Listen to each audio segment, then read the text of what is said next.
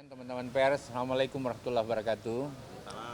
Hari ini Bapak Presiden menggelar rapat internal yang secara khusus berkait dengan pupuk kita. Dan memang pupuk menjadi sesuatu yang sangat berarti dalam menjaga ketahanan pangan kita, dan pupuk bahkan adalah salah satu hal yang bisa menjamin agar produktivitas kita tidak turun. Oleh karena itu Bapak Presiden sangat mewanti-wanti kami yang berkait dengan pupuk. Ada Pupuk Indonesia dari BUMN, ada Badan Pangan Nasional kita Pak Arief, dan Menteri Keuangan, Menteri Perindustrian, dan Menteri Pertanian. Langsung ditanyai satu persatu oleh Bapak Presiden terhadap seperti apa pupuk ini. Karena setiap Bapak Presiden turun selalu pertanyaannya tentang pupuk.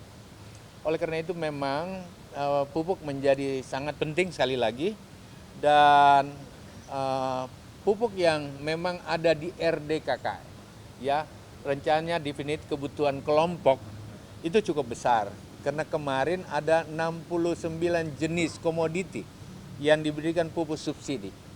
Kemudian ada 6 jenis jenis pupuknya. Oleh karena itu untuk tahun ini kita sudah sesuaikan permentan itu, tidak 69, hanya 9 jenis saja. 9 jenis itu terkait dengan pangan strategis, satu.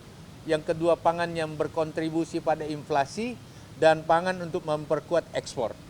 Jadi 9 komoditi itu yang sudah dirancang sedemikian rupa agar bisa memenuhi sana. Karena memang kebutuhan pupuk kita tentu sangat besar. Kalau dalam rencana RDKK yang ada itu di atas 20 juta, kesiapan anggaran kita hanya mampu mencapai 8 mendekati 9 juta ton.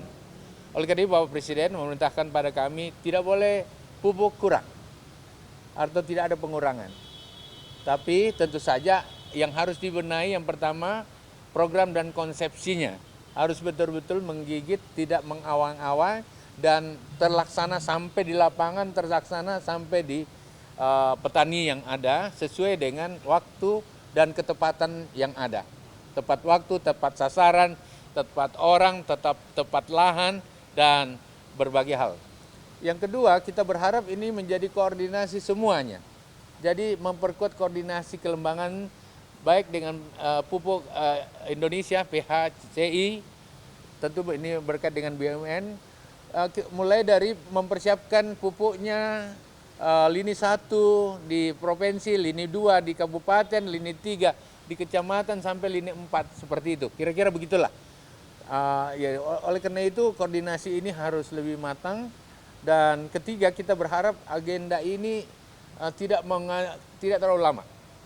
Penyempurnaan Bapak Presiden kasih waktu dalam 2-3 bulan sudah selesai, dan kita berharap minimal yang memang berhak mendapatkan pupuk harus, dan tidak ada pupuk yang keluar dari konteks perencanaan atau menyeleweng dari SOP atau menyeleweng dari tempatnya itu. Dan keempat, tentu saja karena ini yang kita validasi 9,1 juta, kita berharap betul-betul data yang 9,1 juta itu sesuai dengan apa yang ada, dan kerjasama ini akan terbangun dengan baik. Hal lain tentu saja ini membutuhkan kerjasama yang apik pada para gubernur, bupati, bahkan sampai di desa, di kecamatan ada PPL kita dan lain-lain, sehingga benar-benar tidak ada lagi orang-orang yang memanfaatkan pupuk subsidi yang ada.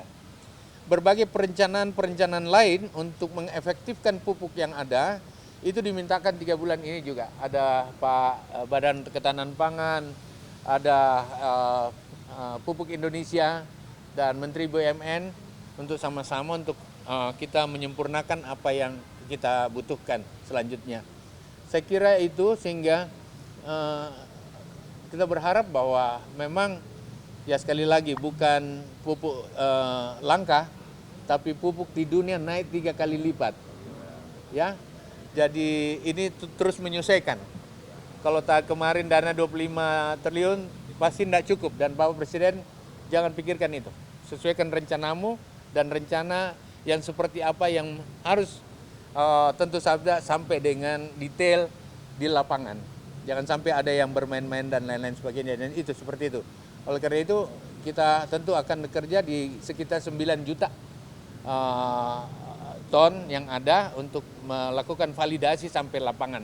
Bahkan terakhir sistem aplikasi dan platform Bapak Presiden perintahkan kami 3 bulan ini harus selesai. Sehingga semua bisa di stressing, dicari di mana orangnya, di mana tempatnya, kapan dipakai, pupuknya nggak apa.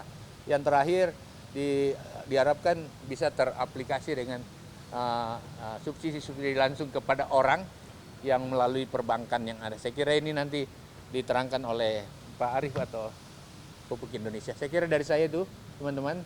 Terima kasih. Sekian. Assalamualaikum warahmatullahi wabarakatuh. Bismillahirrahmanirrahim. Assalamualaikum warahmatullahi wabarakatuh. Hari ini kami menghadap Pak Presiden bersama beberapa menteri, Dirut Pupuk, juga ada Wamen BUMN. Yang pertama, tadi pupuk sudah disampaikan mengenai bagaimana mekanisme pupuk, itu ada di Pak Mentan. Yang sekarang salah satu yang diminta oleh Pak Presiden untuk diselesaikan segera dan sudah selesai adalah mengenai HPP, harga pembelian pemerintah. Kemudian yang satu lagi adalah harga eceran tertinggi. Yang pertama mengenai penetapan harga pembelian pemerintah untuk gabah dan beras. Ini berarti ada di Perum Bulog. Gabah kering panen GKP di tingkat petani Rp5.000. Gabah kering panen GKP di tingkat penggilingan Rp5.100. Gabah kering giling GKG di penggilingan Rp6.200. Gabah kering giling GKG di gudang Perum Bulog Rp6.300. Kemudian beras di gudang Perum Bulog dengan derajat SOSO 95%, kadar air 14%, butir patah maksimum 20%, butir menir maksimum 2%, harganya Rp9.950. Kemudian mengenai perhitungan harga eceran tertinggi atau HET beras berdasarkan zonasi. Zona 1 untuk Jawa, Lampung, Sumatera Selatan, Bali, NTB, dan Sulawesi. Zona 2 untuk Sumatera selain Lampung dan Sumatera Selatan, NTT, Kalimantan. Zona 3 untuk Maluku dan Papua. Untuk HET beras medium, zona 1 10.900, untuk zona 2 11.500, untuk zona 3 11.800.